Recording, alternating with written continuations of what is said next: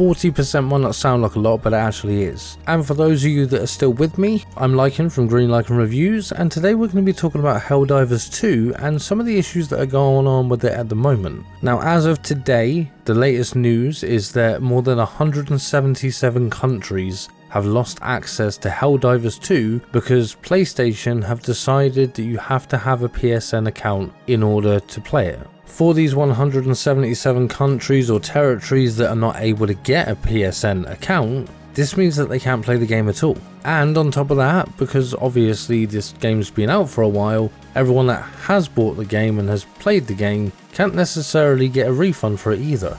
This has been a shocking decision by PlayStation, which all I can think when it comes down to it is that PlayStation want people to have PlayStation accounts so that they've got the bragging rights and say that they've got a few 100,000 more people coming to PlayStation, though realistically it would just be to play one game. But this isn't just affecting people on PlayStation, it's affecting everyone on Steam as well.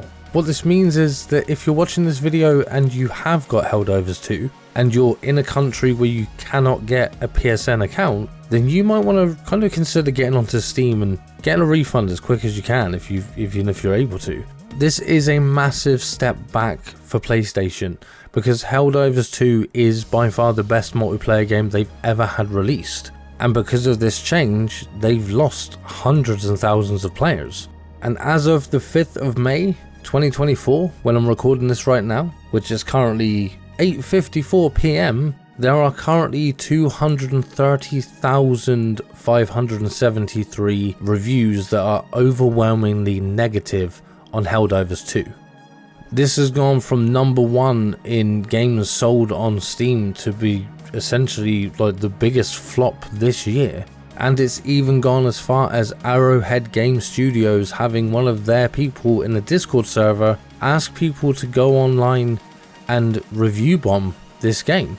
The main reason for this obviously would be to give them a bit more leverage and control when it comes to dealing with Sony and getting them to remove this whole PlayStation Network requirement. However, that's not the only problem here. Obviously, Arrowhead Game Studios are not to blame. They are not the ones that made this decision, and the CEO has said that he didn't have the final say. What it does mean though is that it's going to be very hard to trust PlayStation in the future if they're going to do something like this. Keeping in mind that this game came out on the 8th of February. That's about nearly 2.5 to 3 months after its release when they're going to drop some kind of a decision like this, which is going to essentially affect a lot of players. And if you're one of the players affected where you're not even able to get a refund, well, this is going to obviously destroy your trust in PlayStation. How can we feel safe in an industry where companies like Ubisoft are able to revoke licenses for games that you've already bought, which means you can't play it anymore, and companies like PlayStation are going to put a silly feature in that's essentially making you have a PlayStation account even when the game has actually been around in several countries that can't get a PlayStation account. And as of now, there's no workaround for it. In actual fact, in more than 177 countries, PlayStation has actually revoked the game from the store, so that you're not able to actually buy the game in those countries at all.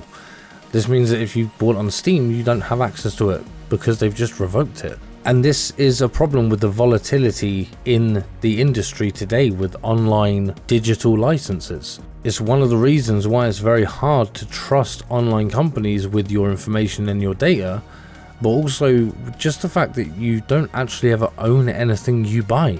Even if you get a physical disc, you don't own the license to a game, you're just leasing it, and that's been there for a long time and it's in the terms and conditions, so there's nothing we can do about it, unfortunately.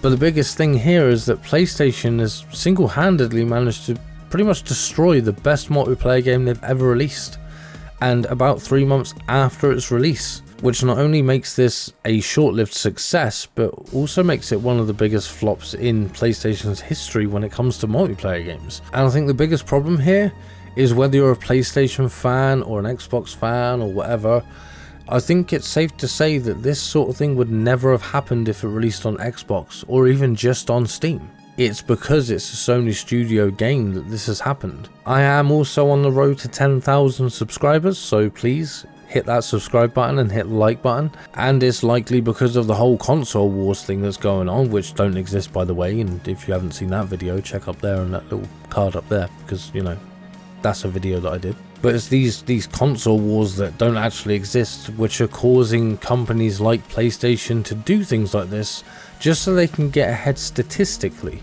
There is nothing in any way, shape or form that would ever need you or even have any kind of requirement for you to need a PlayStation account to play a game that isn't just on PlayStation. So it is 100% completely unnecessary, and there was no point to it and no reason for it. But they're doubling down and they're following through with it because it's almost like they think they're right. They're definitely not right. And as someone that owns a PC and owns an Xbox and a PlayStation, and I play on all of them quite equally, I can say that this has kind of knocked my trust in PlayStation personally. It's made me like think about the games that I've purchased on PlayStation and what I have access to at the moment just might not be there in future because they might decide to make a decision like this. And I'm lucky enough to be in a country where PlayStation accounts are available and you can get onto the PlayStation network. I'm from the UK. We have no limitations there. But if these limitations can be put in place that affect other countries, then what's to say that something like this can't happen in the UK? That something like this could just come up and stop me being able to play games that I've bought. And that knocks my trust in PlayStation. And as a consumer and someone that plays games from these companies, losing trust is the worst thing you can do. Like I said, even if you are a massive PlayStation fan and you've been following PlayStation for as long as I have, since the first PlayStation, this is still going to affect you in a way that is going to make you really think about how much you can trust a company that you've put so much money into over time. And it's getting to the time now that I think that if changes can't be made to prevent these kind of things from happening, and everything with what Ubisoft's done, if nothing can be done to change these things and to make consumers safe in the fact we spend money on something that we should have the right to play, there needs to be something put in place that's going to prevent this from happening. There needs to be something changed in the terms and conditions of digital licensing that allow us to have more rights as consumers. And if that doesn't happen, it's going to get to the point where it's going to be very difficult to trust companies with your money when you don't know what's going to happen with the things you bought. Like, could you imagine buying a car and a year after you've bought it, the company just pops up at your door and just says, we're taking it back? Doesn't matter what you spent on it, doesn't matter what you've done to it over time, it was never yours in the first place? Because let me just get this straight, in the UK, when you buy a car, you don't actually own it. You're called the registered keeper. You're keeping the car, you're looking after the car. But that means that, technically speaking, the company that you bought a car from could just reclaim it and take it back from you.